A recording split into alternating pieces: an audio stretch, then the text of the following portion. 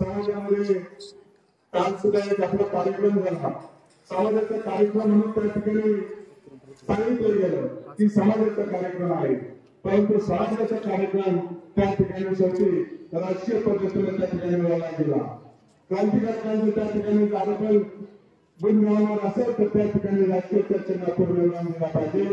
त्यांचे जे मूल आहे ते आपल्या समाजाच्या समोर मानले पाहिजे, त्यांचं कार्य लोकांच्या समोर मानले पाहिजे. त्याच्यातून प्रेरणा घेऊन पुढच्या भविष्यामध्ये आपल्याला काय करायचं याची प्रार्थना त्या ठिकाणी आपली झाली पाहिजे.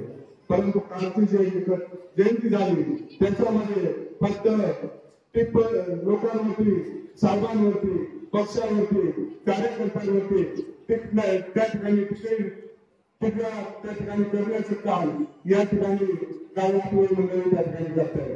माझी या निवेदन आपल्या सर्वांना विनंती आहे की आपले ठाकर समाजाचे आपले बांधव असतील, माधवकोळी समाजाचे बांधव असतील, कातकरी समाजाचे बांधव असतील, खऱ्या अर्थानं आज एकत्र समाज या ठिकाणी आपला आहे.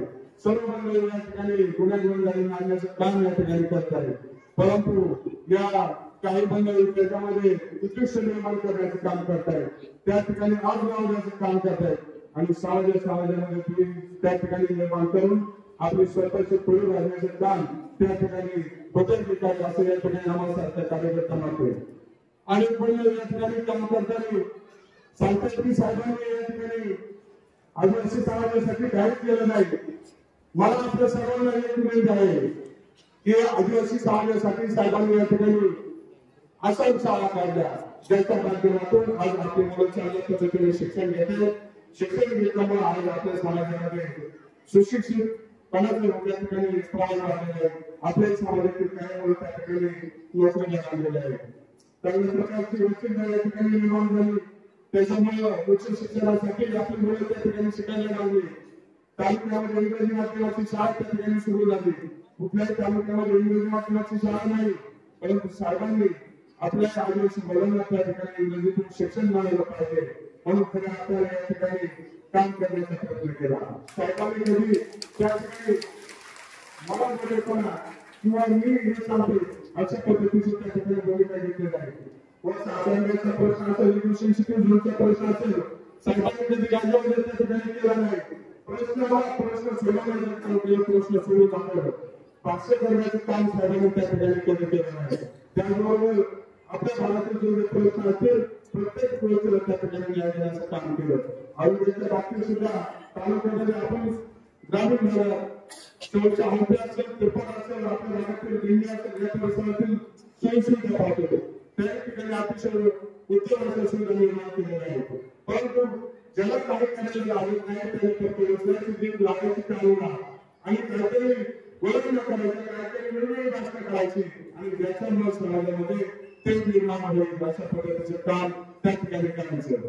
मला सांगा पूर्वीच्या काळामध्ये प्रत्येक भागवस्तीमध्ये आज 6 महिने 8 महिने पाण्याची टंचाई त्या ठिकाणी निर्माण होत होती. परंतु गेल्या अनेक वर्षांमध्ये काम करत असताना आम्ही सुद्धा पाहिजे, आमच्यासारख्या माणसांनी सुद्धा, आमच्या कार्यकर्त्यांनी सुद्धा त्या ठिकाणी वाटणी पाणी करण्याचं काम केलेलं आहे. म्हणजे आमचं त्या ठिकाणी बालपण असेल पाणी भरण्यामध्ये गेलं, परंतु साहेबांनी ज्या योजना केल्या भारतातील टाक्या असतील, बंधारे असतील, याच्या माध्यमातून आज नाही म्हटलं तरी 11-12 महिने त्या ठिकाणी पिण्याच्या पाण्याची व्यवस्था त्या ठिकाणी निर्माण झालेली आहे. परंतु काही मंडळी एखाद्या वर्षी दुष्काळ पडला, पाणी खराब झालं किंवा आता जलसंची कामं सुरू आहे, त्याच्यामुळे काही ठिकाणी पाण्याची टंचाई राहत आहे. पाण्याचे साठे वाढवण्यासाठी आपण प्रत्येक वाडीमध्ये पट्ट्यामध्ये रुपयाचा निधी टाकतोय.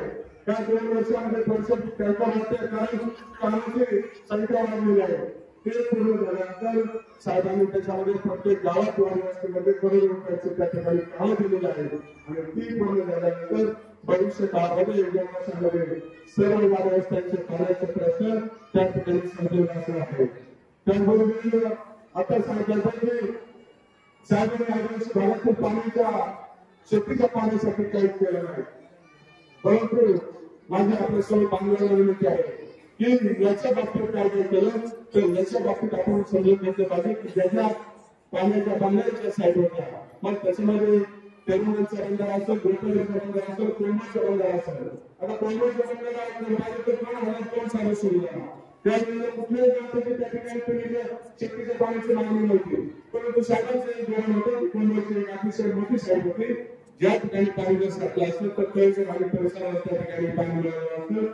म्हणून वन विभागाकडून निर्णय घेतला, त्या ठिकाणी साहेबांनी काम चालू केलं आणि ते काम अद्यावधी आलेले असताना त्या ठिकाणी वन विभागाने त्याच्यावरती हरकती घेतल्या, सरकारने काम केलं आणि ते काम खऱ्या अर्थाने थांबलं.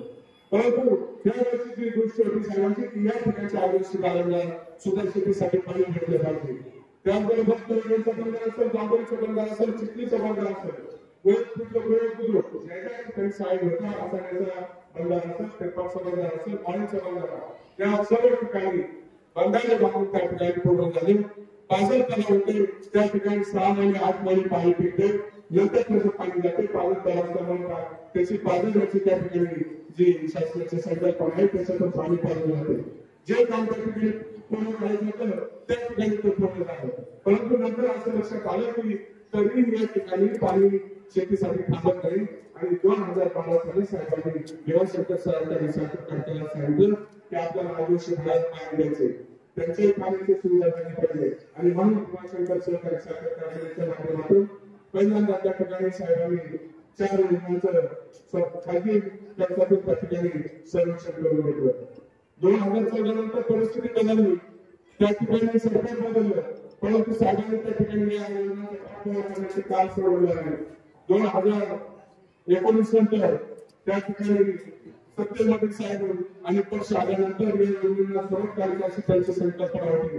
परंतु लगेचच त्या ठिकाणी कोरोना सारखी परिस्थिती निर्माण झाली, राज्याचा निधी त्या ठिकाणी वळवला आणि त्याच्यानंतरच्या काळामध्ये साहेबांनी ज्या संधी मिळाली त्यावेळेला लगेच साहेबांनी त्यांना पुढच्या सिंचन योजना असेल किंवा बाकीच्या बरोबर आणि योजना असेल त्याच्यासाठी शासकीय निधीतून त्या ठिकाणी त्याचं संरक्षण करण्यासाठी मंजुरी मिळाली आणि त्याच्यानंतर आता तो एक काम त्याचं संरक्षण केलं आहे आणि ते आता फायनान्शियल त्या ठिकाणी चालू आहे.